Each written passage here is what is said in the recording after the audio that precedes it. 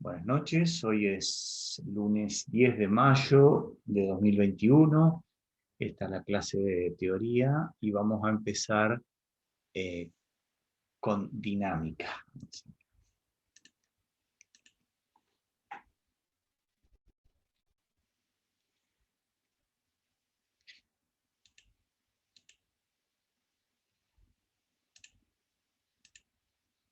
Bueno,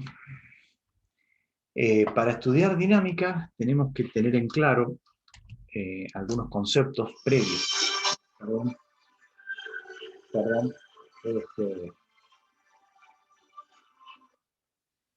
algunos conceptos previos, ya apagué el teléfono, para estudiar, les decía, dinámica, que algunos ya ustedes lo tienen muy claro, porque lo hemos visto mucho en la parte cinemática, como es el caso del desplazamiento, que era vectorial, normalmente lo reconocemos con la letra X si es horizontal o Y si es vertical, hablamos de desplazamiento como concepto previo, la velocidad también, que puede ser velocidad en X, velocidad en Y, la aceleración, que normalmente es en Y, si estamos hablando de la gravedad, pero digamos como lo que estuvimos trabajando hoy de mañana, era el eje X, o sea, puede ser a sub X o a sub Y.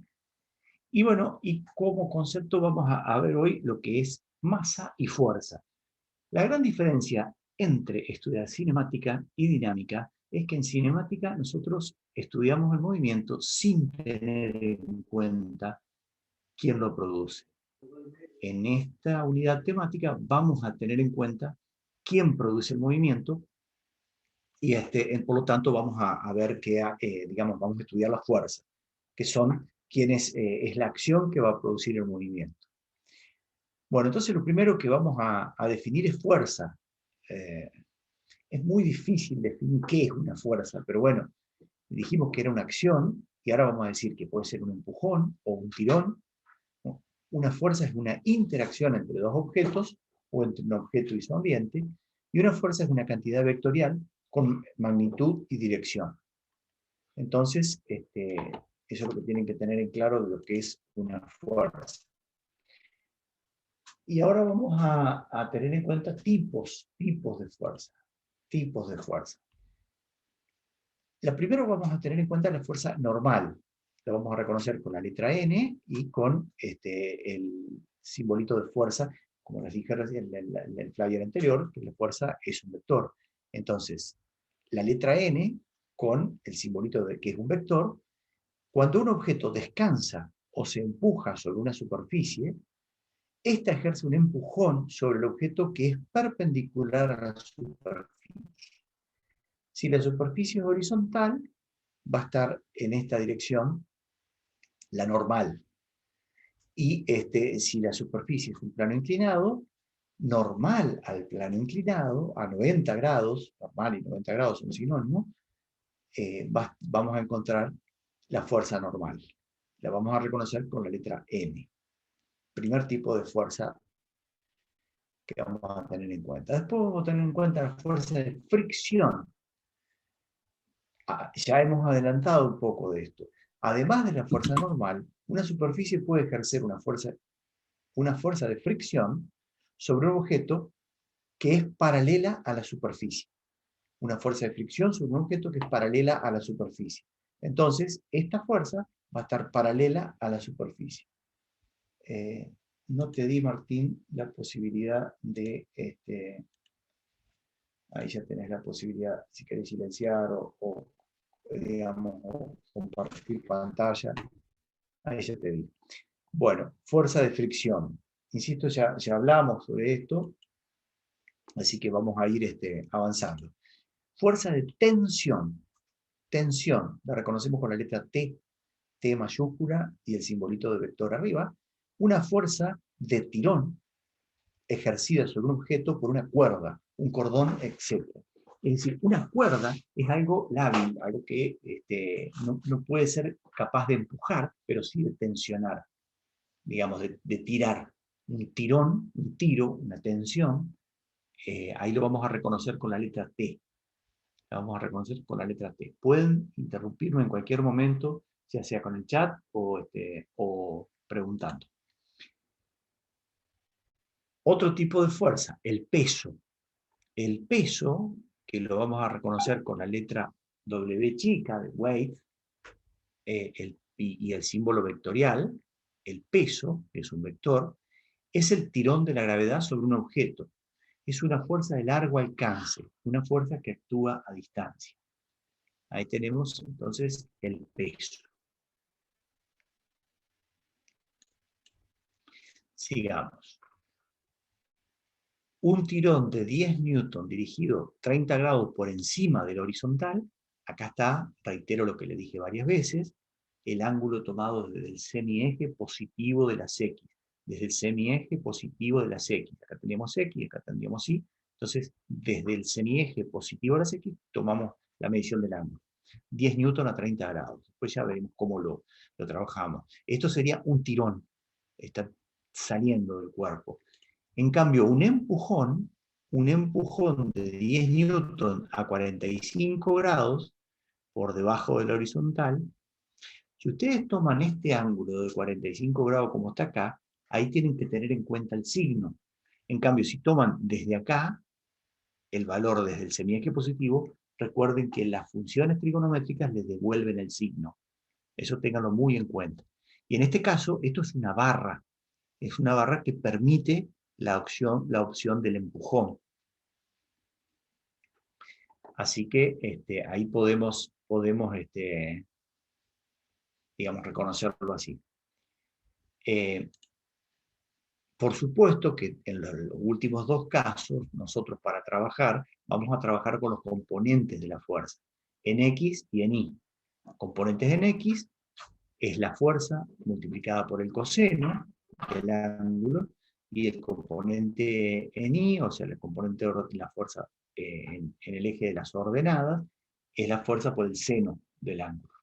Fuerza por el seno del ángulo. Los vectores componentes, fuerza en el eje X y fuerza en el eje Y, tienen juntos el mismo efecto que la fuerza original. Cuando nosotros reemplazamos la fuerza original por estos dos, desaparece esta, eso ténganlo en cuenta siempre.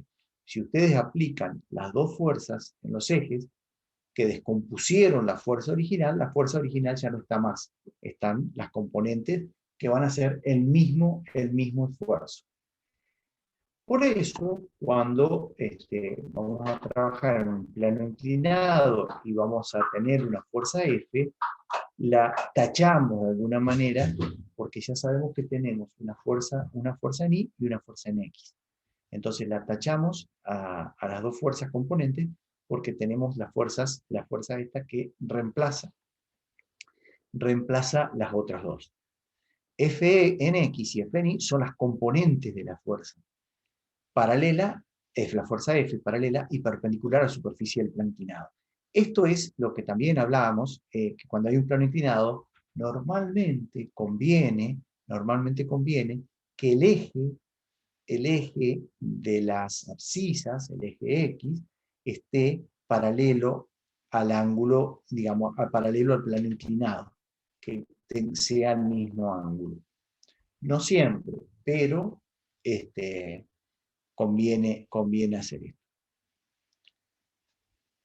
¿No hay preguntas? Seguimos. Bueno, llegamos a la primera ley de Newton.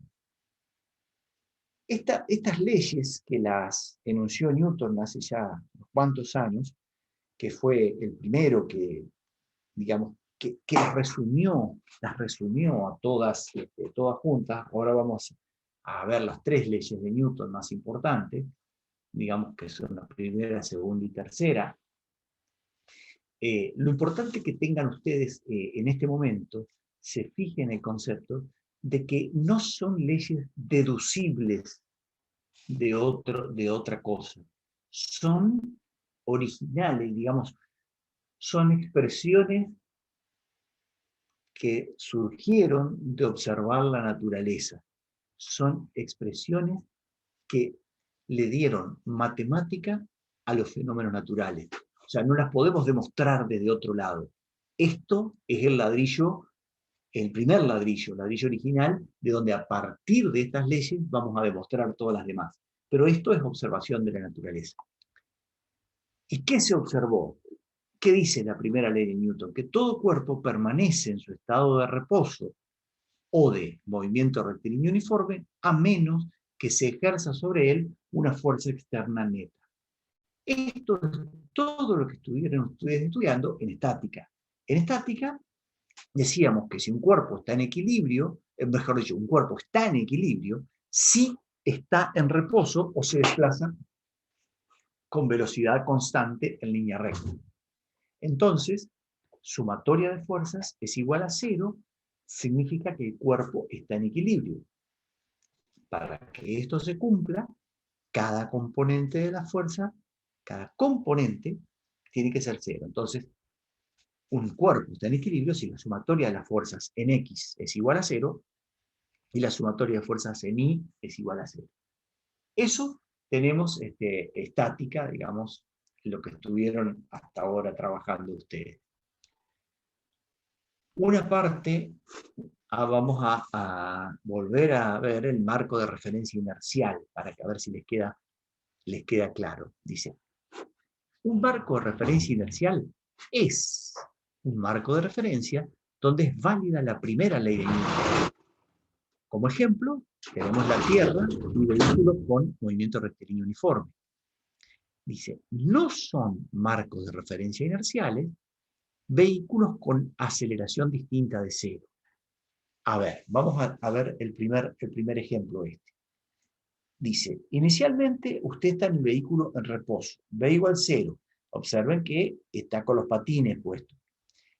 V igual 0, pero aparece una aceleración. Entonces, ustedes ya ahora, por haber estudiado cinemática, saben que si hay una aceleración, al cabo de cierto tiempo aparece una velocidad. ¿Qué va a pasar con esta persona? Observen que el que tiene aceleración y a medida que pasa el tiempo va a tener velocidad, es el vagón. ¿Qué es lo que el hombrecito rojo qué es lo que va a tender? Va a tender a quedarse donde estaba. ¿Por qué? Por la inercia, por la primera ley de Newton, que dice que todo cuerpo permanece en su estado de reposo o de MRU a menos que sobre él se ejerce una fuerza externa neta. ¿Cómo se podría ejercer una fuerza externa neta sobre este hombrecito rojo que esté sentado en un asiento con cinturón de seguridad? Entonces ahí sí no va a haber ningún problema y el vagón lo va a llevar. Ahora, este hombre está sobre patines. Entonces, no hay forma de transmitirle, no hay rozamiento. Entonces, se va a tratar de quedar ahí y si no estuviese esta pared del fondo, el tipo se queda ahí y el vagón sale. ¿Qué pasa con digamos, se entiende? Si alguno quiere hacer alguna pregunta, me la hace ahora porque es, digamos, es importante que lo puedan entender esto. Digamos, explica la primera ley de Newton o lo que es también la ley de la inercia. ¿Qué pasa con un cuerpo que viene a una determinada velocidad y el loco viene muy piola ahí con sus patines y de repente aparece una aceleración? Es decir, el maquinista del tren aplicó los frenos. Entonces aparece una aceleración que va a hacer disminuir esta velocidad.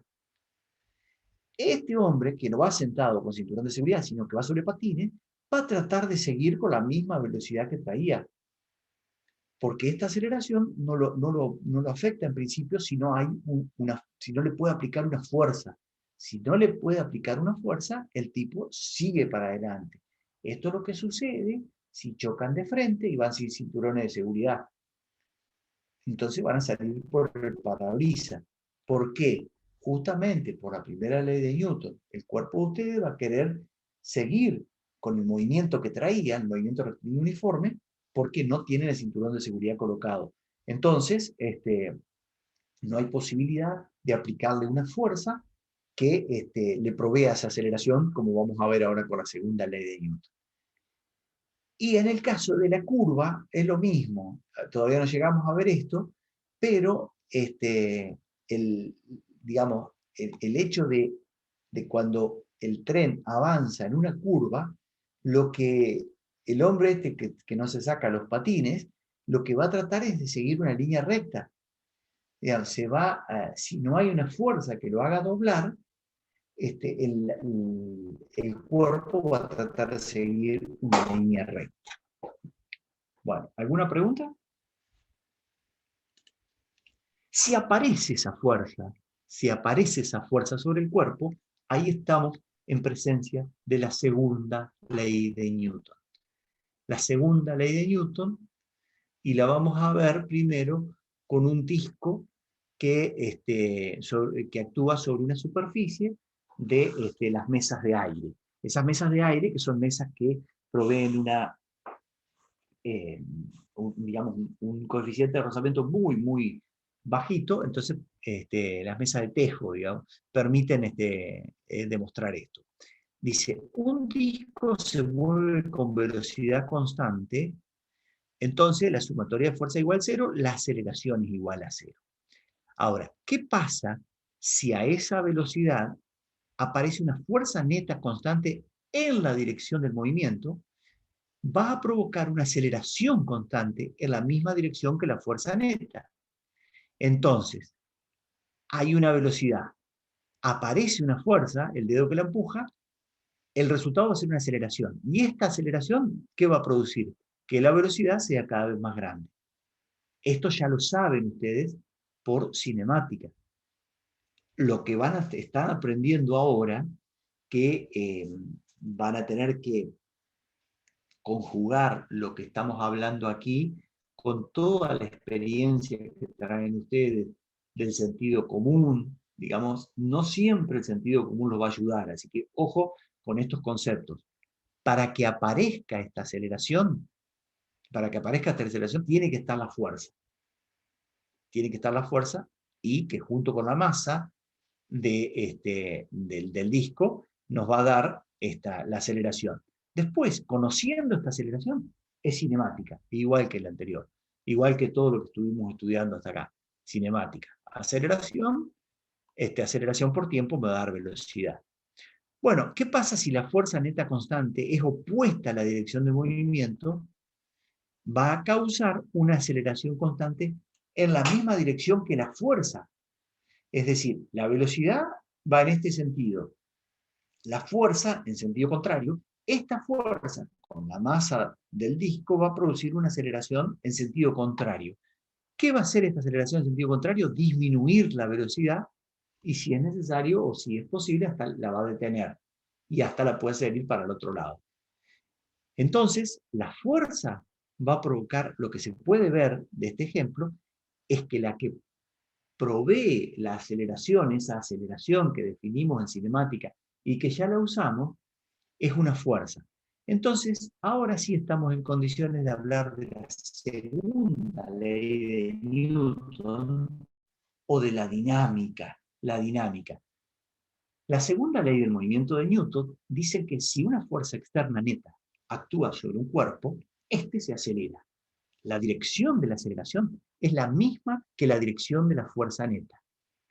El vector de fuerza neta es igual a la masa del cuerpo multiplicado por la aceleración. Entonces, fuerza, masa y aceleración. Masa, definición de masa. Cantidad de materia surge enseguida, alguno dice cantidad de materia. Yo les voy a sugerir que lo tomen también como una medida de la inercia. Medida de la inercia. ¿Por qué es, vos estás mirando el chat, Martín?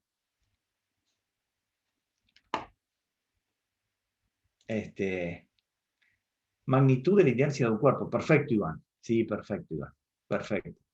Es una magnitud de la inercia, es una medida de la inercia. Entonces, Sí, Carlos, disculpa. no hay problema, no hay problema. Justo entró una trabó la acotación ahí. computadora. Sí, no, tranquilo, que estamos bien. De acuerdo a la masa y a la fuerza que yo le imprima a esa masa, va a ser, digamos, va a resultar la aceleración. O sea, la aceleración esta, si yo le doy más fuerza, va a haber más aceleración. Pero si la masa es muy grande, no va a haber tanta aceleración. Digamos, eso es lo importante de entender el concepto de la segunda ley de Newton. Tanto la fuerza como la aceleración son vectores. La masa es un escalar. La masa es un escalar. Observen que la masa no puede ser negativa. No, la masa negativa no existe. La masa es cero o positiva. Entonces, sumatoria de fuerza, masa por aceleración, es como conocemos la segunda ley del movimiento de Newton. Quiero hacer otra acotación importante. Fíjense que yo no puse fuerza igual a masa por aceleración, sino sumatoria de fuerza, porque hay que tener en cuenta todas las fuerzas que están jugando para tener, digamos, para poder aplicar la segunda ley, porque son todas las fuerzas que yo aplico, pero tengo que restar el rozamiento y alguna otra fuerza que esté jugando, todas las fuerzas que estén jugando van a ser igual a la masa por la aceleración. ¿Acoto algo, Carlos? Sí, por favor, mientras yo tomo mate. Los movimientos con aceleración constante no son los más comunes. En general son todos los movimientos que vemos en la naturaleza, en el día a día, son movimientos con aceleración variable. ¿Por qué? Porque las fuerzas que se aplican a los cuerpos son variables. Eso, en el caso, por ejemplo, un ejemplo típico podría ser, como vimos hoy a la mañana, el ejemplo de los autos que salen del semáforo. El auto tiene una aceleración variable porque la fuerza que lo impulsa es variable, debido a que la potencia del motor es variable en función de las revoluciones que tiene el motor y de las relaciones de caja que va teniendo. O sea, en general todo es variable. Lo más cercano que tenemos a una aceleración constante es la caída libre. Pero ni siquiera así, porque también, como estuvimos viendo, los cuerpos se mueven en un fluido que es el aire, y en función de la velocidad va a variar también la fuerza de resistencia al avance que genera ese aire. Así que esto es muy de física 1, tómenlo muy, digamos, como base, pero después, más adelante, vamos a ver, o van a ver en algún momento, no sé si particularmente en lo que es ingeniería, porque en general no se trabaja mucho con movimiento, pero si estuviesen, por ejemplo, en ingeniería mecánica o en algún tipo de ingeniería que utilice piezas en movimiento, sí verían aceleraciones variables y ahí se complica un poco más la cosa. Eso por un lado. Y por otro, tengan en cuenta y estudien bien el concepto de lo que es la diferencia que es la inercia debida a la masa que tiene el cuerpo y el concepto de fuerza. Porque muchas veces creen que porque un objeto tiene mucha masa, lo suelen expresar así, tiene mucha fuerza el objeto. En realidad, si yo lo quiero mover un camión, como tiene mucha masa, lo voy a empujar y voy a tener que hacer yo mucha fuerza.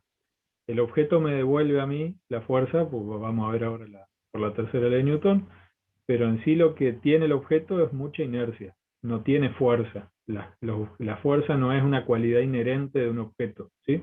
Ténganlo en cuenta porque después por ahí se confunden mucho o lo repiten como diciendo es algo, o sea, me cuesta frenar un objeto que viene moviéndose porque tiene mucha fuerza. En realidad, recuerden siempre, tiene mucha inercia, en el caso de que sea masivo el objeto. Eso nada más. Bien, bien, Martín. Bueno, algunas consideraciones respecto a la segunda ley de Newton que deben recordar. La primera es que es una ecuación vectorial. La fuerza igual a masa por aceleración es una ecuación vectorial. Fíjense que en este flyer yo me olvidé de poner sumatoria a todas, digamos, esto, digamos, por pensar en otras cosas y faltan los simbolitos, pero tenerlo en cuenta que es una ecuación vectorial. donde fuerza y aceleración son vectores y masa es un escalar. Es la multiplicación de un escalar por un vector. Segundo, y muy importante, las fuerzas a que se refiere son externas al cuerpo. Externas al cuerpo. Si ustedes no tienen con quién interactuar, como ahora vamos a ver con la tercera ley, no van a poder, si ustedes están en el medio de una pileta y quieren flotando y no dan pie y quieren trasladarse, y van a tener que interactuar con el agua, si no, no hay forma de poder impulsarse y obtener una aceleración. Si están en el medio del espacio y no tienen con quién interactuar, no pueden proveerse una aceleración si no están interactuando con algo. Tercera consideración, la ecuación fuerza igual a masa por aceleración es válida solo si la masa es constante. Vamos a estudiar física 1 con masa constante, así que no se preocupen por eso todavía, pero sí es importante que lo tengan en consideración. Y la ecuación fuerza igual a masa por aceleración es válida solamente en marcos de referencia inerciales. Sí, eso también es importante, por eso hace 2 flyers atrás les recordé lo que era un marco de referencia inercial. También lo vimos varias veces. Entonces, a tener cuidado con eso. Y el último cuidado es no olvidarse que M por A no es una fuerza. M por A, si bien es igual a la sumatoria de fuerzas, no es una fuerza. Concretamente, no pueden hacer un diagrama vectorial y poner un vector M por A. El vector es fuerza, así que no confundirse con eso. Bueno, ahora vamos a hacer un pequeño ejercicio que dice que un trabajador aplica una fuerza horizontal constante con magnitud de 20 newton a una caja con masa de 40 kilogramos que descansa en un piso plano con fricción despreciable. ¿Qué aceleración sufre la caja? Leemos de nuevo. Un trabajador aplica una fuerza horizontal constante de 20 newton a una caja de 40 kilogramos que descansa en un piso plano de fricción despreciable. ¿Qué aceleración sufre la caja? Bueno, primera consideración a tener en cuenta, el diagrama cuerpo libre. Tenemos peso, tenemos la normal y tenemos la fuerza aplicada por el hombre. Dice, la caja no tiene aceleración vertical. ¿Por qué no tiene aceleración vertical? Bueno, se lo dice acá, de manera que las componentes verticales de las fuerzas netas suman 0. Al estar n igual a w, no hay ninguna aceleración, la caja está quietita. Pero dice, sin embargo, para mejor perspectiva, le mostramos las fuerzas verticales que actúan sobre la caja. Estas dos actúan, pero la única que juega es esto. ¿Cómo podrían hacer para calcular la aceleración? Dice, ¿qué aceleración sufre la caja? Bueno, sumatoria de fuerzas, volvemos para atrás un poquito, la aceleración es sumatoria de fuerzas sobre la masa. Entonces, sumatoria de fuerza, pues no hay otra fuerza, 20 newton. Y la masa, 40. Entonces, la aceleración, 0,5. Perfecto, listo, así de simple. Al aplicar la fórmula directamente, 0,5 y unidades. Metros por segundo al cuadrado. Perfecto, porque Newton es kilogramo metro sobre segundo al cuadrado. Kilogramo con kilogramos se simplifica y queda metro sobre segundo al cuadrado, que son las unidades de la aceleración. Este ejemplo, bien sencillo, es el primero para empezar a entender esto. Y ahora vamos a este otro ejemplo, que dice cálculo de la fuerza a partir de la aceleración. Dice, una camarera empuja una botella de salsa de tomate con masa 0,45 kilogramos a la derecha sobre un mostrador horizontal liso. Al soltarla,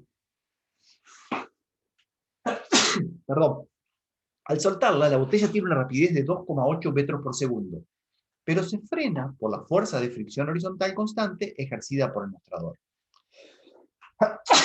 Perdón, está haciendo frío acá. La botella se desliza 1 metro antes de detenerse. Y pregunto, ¿qué magnitud de dirección tiene la fuerza de fricción que actúa sobre la botella? Si les parece, yo voy a poner en pausa la grabación y trabajamos un ratito.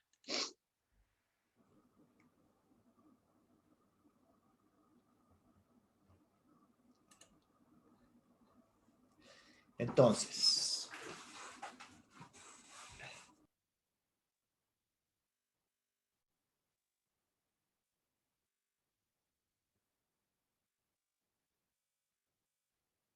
y volvemos a...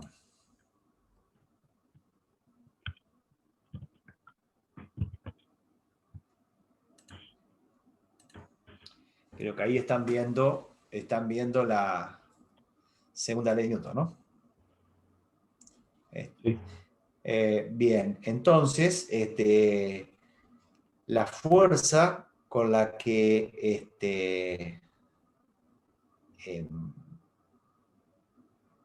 se frena de alguna manera, aparece la aceleración que provee que esta velocidad 2,8 digamos, llegue a 0 y se detenga, la fuerza de este rozamiento es igual a... ¿Quedó alguno? Menos 1,7 Newton. Impecable. Sigamos. Cuando Bueno, se detiene, más... Carlos, cuando Sí, se te escucho. detiene, la botella se detiene, ¿hay alguna fuerza de rozamiento o no hay fuerza de rozamiento? Sería una pregunta. Recuerden que esa fuerza F que aparece es una fuerza de rozamiento dinámica porque la botella tiene movimiento relativo respecto de la superficie en la que está apoyada. Una vez que se detiene del todo, la velocidad pasa a ser 0, desaparece instantáneamente esa fuerza y no hay fuerza de Y solo rozamiento quedan estas estática. dos. No hay fuerza de rozamiento estática. Y no, ¿No? claro, porque no hay nadie, salvo que algún otro manotee la botella, no hay nadie que le esté por eso. Solamente queda Claro. peso y normal. Recuerden los diagramas de fuerza de roce y ahí lo van a ver. Sí, al momento de empujarla, al momento de darle el impulso para moverla, primero tiene que pasar por toda la fuerza de roce estática. Digamos, la fuerza de roce estática va creciendo hasta un máximo, hasta que se rompe el movimiento y aparece la fuerza de roce, que es la que entra en juego acá. Pero es interesante que lo analicen bien porque después también eso los ayuda después a identificar en los distintos problemas. Trabajan mucho con fuerza de roce en los problemas, por ejemplo, en la guía del ingeniero Hill hay mucho ejercicio en dinámica con fuerza de roce, así que ténganlo bien en claro. Tienen que leer esto. Acá cuando dice al soltarla, ahí les da el B0. Y en ese momento al soltarla ya no está más la mano empujando. Entonces, está bueno. Bueno, sigamos. Masa y peso. Masa y peso. Peso es la fuerza con que la Tierra atrae un cuerpo. Entonces el peso es una fuerza. El peso es un vector. Y masa es una medida de la inercia del cuerpo. La relación que hay entre la masa y el peso dice cuerpo que cae, masa m. Entonces, hay una fuerza que es igual al peso y una aceleración que es igual a la gravedad. Entonces, este peso es m por g. M por g. En cambio, si está colgado, la aceleración es 0, hay un peso que es igual, m por g, pero hay una tensión que lo equilibra. Entonces, la aceleración A es igual a 0. Y la sumatoria de las fuerzas ejercidas sobre el cuerpo es igual a 0, porque es T menos W, igual a 0. En cambio acá hay una resultante que es la que va a la fuerza que va a provocar la aceleración. En este caso es la aceleración de la gravedad. Entonces la relación entre la masa y el peso es que el peso es igual a la masa por la aceleración de la gravedad. La relación es la misma si un cuerpo está en caída o está estacionario. Lo que puede haber diferencia es si está en la Tierra o está en la Luna.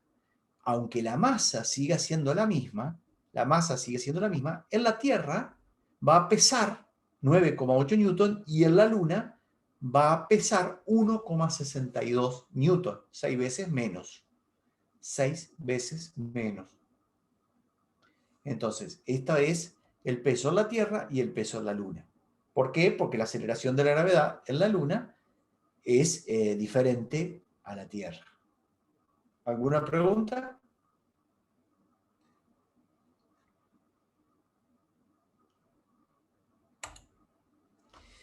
Entonces vamos a la tercera ley de Newton. La tercera ley de Newton dice que si un cuerpo A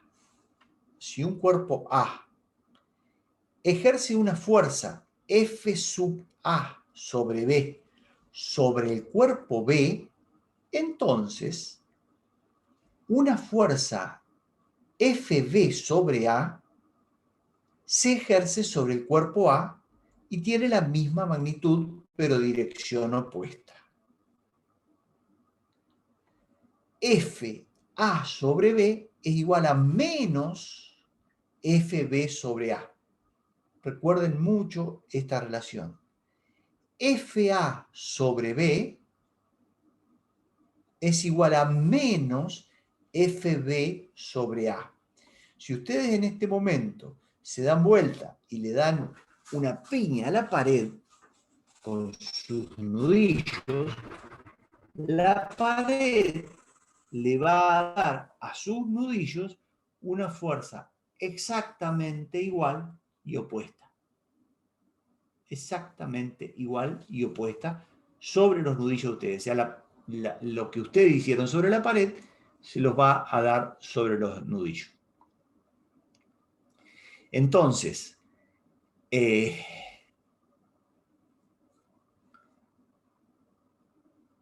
cada vez que ustedes ejercen una fuerza sobre un cuerpo, si ese cuerpo es capaz, porque intenten, a veces el ejemplo que damos es darle una piña a la pared, entonces la pared le va a devolver esa fuerza en los nudillos. Ahora, si se la quieren, tiren una hoja de papel y le quieren dar esa fuerza, la hoja de papel va a ser incapaz de devolverle esa fuerza. Entonces, en el caso de que estamos hablando, sí tiene la posibilidad de devolverles la fuerza. Sigamos. ¿No hay preguntas? Tercera ley de Newton. Acción y reacción. Acción y reacción. Bueno, ahora nos vamos a meter con otra cantidad que es importante también, digamos, como definición, que es la cantidad de movimiento. Ímpetu, momentum, momento lineal. Todo es lo mismo. Cantidad de movimiento o momento lineal. Momentum la llamó Newton. Entonces, es una magnitud física fundamental de tipo vectorial que describe el movimiento de un cuerpo. ¿Por qué es tan importante entender y en este momento hablar de momento lineal? Momento lineal. Porque Newton no dijo que su segunda ley era igual a la sumatoria de fuerza igual a masa por aceleración, sino que Newton dijo que la sumatoria de fuerzas era igual a la variación del momento lineal. Era igual a la variación del momento lineal. Por eso tenemos que estudiar en este momento lo que es el momento lineal. ¿Y qué es el momento lineal? Si un cuerpo tiene una velocidad v, entonces tiene momento lineal simplemente multiplicando esa v por la masa. Momento lineal lo definimos como masa por velocidad. Masa por velocidad. Los vectores de velocidad y momento lineal de una partícula van a estar en la misma dirección. En la misma dirección. Cantidad de movimiento, momento lineal, es masa por velocidad. El momento lineal P es una cantidad vectorial. El momento lineal de una partícula tiene el mismo sentido que su velocidad v. Para ustedes, esto es una magnitud nueva que la están viendo ahora. Y vamos a mirar acá un poquito más. Dice, segunda ley de Newton, como les dije recién, a partir del momento lineal. Dice, el valor de la fuerza total que actúa sobre una partícula medida desde un sistema de referencia inercial es igual a la derivada. ¿Qué es derivada? Acá tenemos que detenernos un poquito. Derivada, ustedes todavía no vieron absolutamente nada de análisis, entonces todavía no tienen la herramienta, pero es una función que ustedes van a estudiar que digamos, la van a entender como una función más.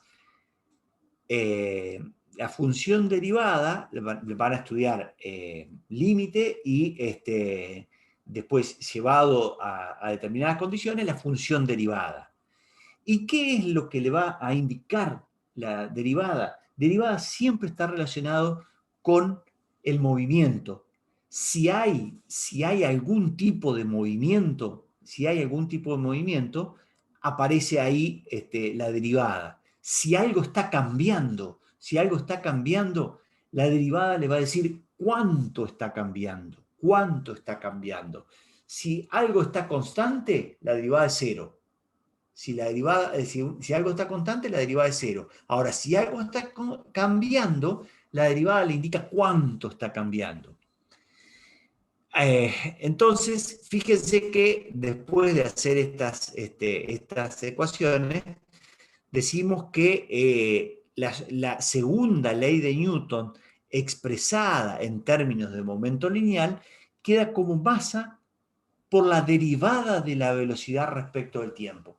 Y la derivada de la velocidad respecto del tiempo es una medida de cuánto cambia la velocidad en el tiempo. ¿Y cuánto cambia la velocidad en el tiempo? Es la aceleración.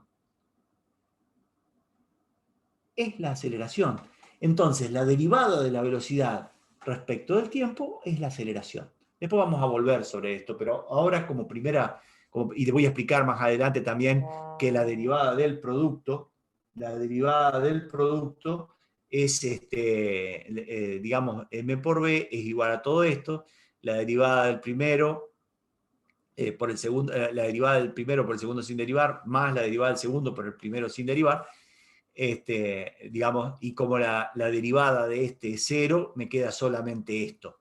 Esto lo van a estudiar ustedes cuando estudien derivada, y se lo puede poner directamente así. Así lo escribió Newton, y esta es la notación que usaba Newton, el puntito arriba. Así que esa es la expresión de la segunda ley de Newton en términos de la variación de velocidad, es decir, la derivada de la velocidad respecto al tiempo, que es la aceleración. Bien, esto llega hasta acá y pausa. Bueno, ahí retomamos la grabación. Vamos a compartir la pantalla. Y vamos a la presentación. Y de nuevo tenemos que siempre entra al revés, así que ahora sí tiene. Segunda parte. La tienen ahí, ¿no? Alguien que me... Sí, profe, ahí se ve. Bueno, perfecto. Bueno, acá les voy a dejar dos ejercicios para que ustedes lo vean para el lunes que viene. Está en la página 143 del CIAL Semanki, el 5.6, donde dice que el de enero, acá vamos a buscar el CIARS, en la página 143,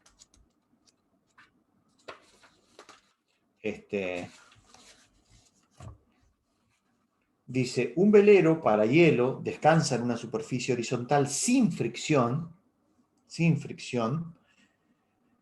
sopla un viento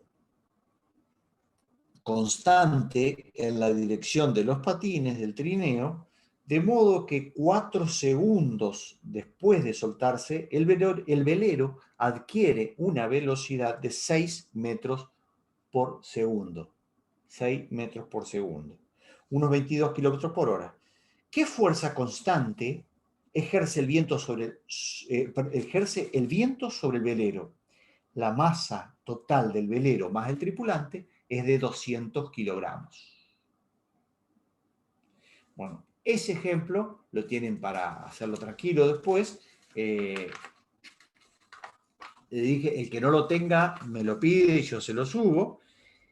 Y después, después le queda el mismo ejemplo, pero con fricción. Entonces, supongo que hay una fuerza de fricción horizontal constante con magnitud de 100 newton, fuerza de fricción, que se opone al movimiento del velero, del ejemplo que estábamos viendo. En este caso, ¿qué fuerza debe ejercer el viento sobre el velero para producir la misma aceleración constante? Bueno, ahí les tienen para aplicar lo que estuvimos viendo recién. Ya les digo, esto se los adelanto para que ustedes lo puedan, poner en... Y bueno, y los dos ejemplos que siguen son también lo mismo. En este caso, un elevador en descenso con rapidez decreciente, ¿Qué significa rapidez decreciente? Que se va cada vez, va bajando con menor rapidez, por lo tanto hay una aceleración ahí que está frenando esa velocidad. Entonces, ¿qué dice el ejemplo 5.8? Dice, un elevador y su carga tienen una masa total de 800 kilogramos y originalmente está bajando a 10 metros por segundo. Se le detiene con aceleración constante una distancia de 25 metros. Calcule la tensión en el cable, esta tensión, la tensión en el cable, mientras el elevador se está deteniendo. Cualquiera de ustedes que haya bajado algo con una tensión se va a dar cuenta que cuando se empieza a detener algo que va bajando, la tensión crece. Entonces, eso es lo que tienen que calcular. Y por último, el ejercicio que les dejo, para que lo vean tranquilo, es una mujer de 50 kilogramos se para en una báscula dentro del elevador del ejemplo anterior. Dice, ¿qué marca la balanza? O la báscula, báscula, balanza es lo mismo. Entonces, ¿cuánto le va a marcar la balanza? Así que, y acá, digamos, le doy como una pista, digamos, que la normal, que es la que nosotros estamos buscando, es la masa por G más la aceleración. Pista para la próxima. Bueno, la aceleración del trineo, que es el siguiente ejercicio también, que lo pueden ver. El que no tenga los enunciados, después me los pide o yo se los voy a subir al grupo. Dice, un trineo cargado de estudiantes con peso total W, acá abajo, que está acá, se desliza hacia abajo por una larga cuesta nevada. La pendiente tiene un ángulo constante alfa. Y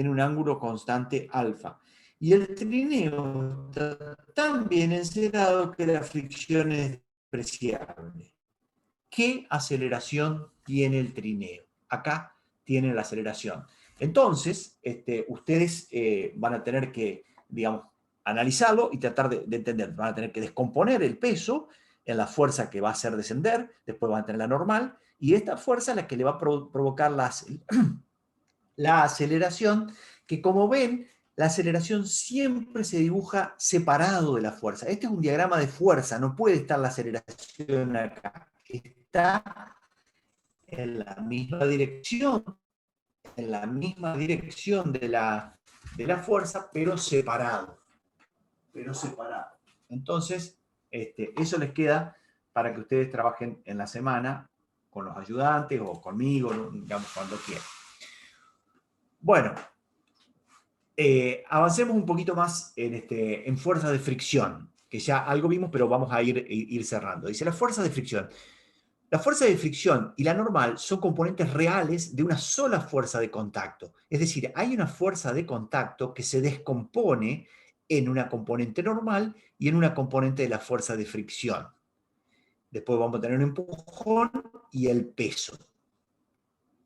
Entonces, la fuerza de fricción como componente.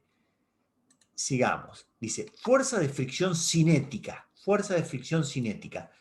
Actúa cuando el cuerpo se está deslizando sobre una superficie. La fuerza de fricción cinética, que se llama F sub K, K de kinetic, entonces es igual a la normal multiplicado por un coeficiente que se llama mu sub K, llamado coeficiente de fricción cinética. Normalmente este es dato o es algo que hay que buscar, multiplicado por la normal. Mu sub K es un número puro, sin unidades. ¿Por qué es un número puro? Porque el cociente entre F sub K y N, que son dos fuerzas, Newton sobre Newton, este es un número adimensional. Las fuerzas de fricción y la normal van a ser siempre perpendiculares. Entonces, mu sub K es coeficiente de fricción cinética, multiplicado por la normal nos va a dar la fuerza de fricción cinética. Así como está la fuerza de fricción cinética, tenemos la fuerza de fricción estática. Actúa cuando se ejerce una fuerza sobre un cuerpo y este no empezó todavía a deslizarse. El cuerpo todavía no se desliza.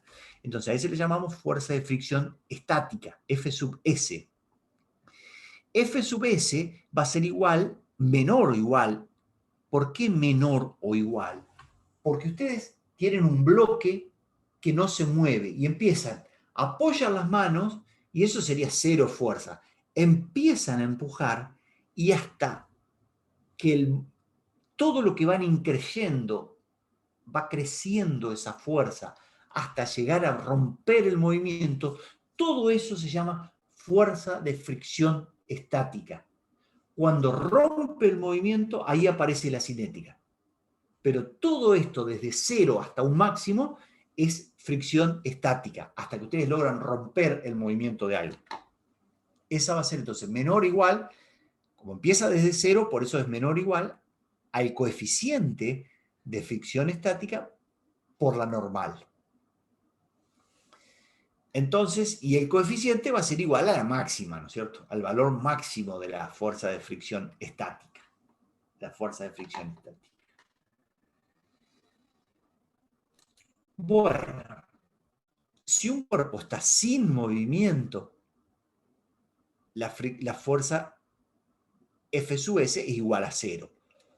Cuando empieza a tensarse acá, empieza a contestar del otro lado y aparece la fuerza F sub S, que va a ser menor a mu sub S por N.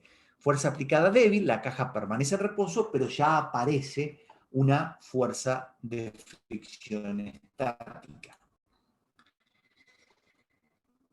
Después, a mayor fuerza, la caja a punto de deslizarse, ahí es igual, ya no es menor, es igual mu sub S por N. Cuando rompe el movimiento y empieza con rapidez constante, o sea, velocidad constante, F sub K ya no es F sub S, es F sub K menor que esta. Una vez que rompió el movimiento, la tensión ya no hace falta tener esa tensión tan grande y se puede bajar un poquito. Si lo vemos gráficamente, nosotros empezamos la tensión en cero, va creciendo, creciendo, creciendo, hasta llegar a la fuerza máxima estática, ahí rompe el movimiento, baja un poquito y más o menos se mantiene constante, que es la fuerza de fricción cinética. Caja en reposo, caja en movimiento. ¿Cuánto vale ese mu? Bueno, depende sobre qué con qué. A 0 sobre A0, A0 sobre A0, ahí tienen el valor de estático y cinético. cobre sobre vidrio, hule sobre concreto, hule sobre concreto. Esto es el neumático. El neumático se puede llamar el hule, es el caucho.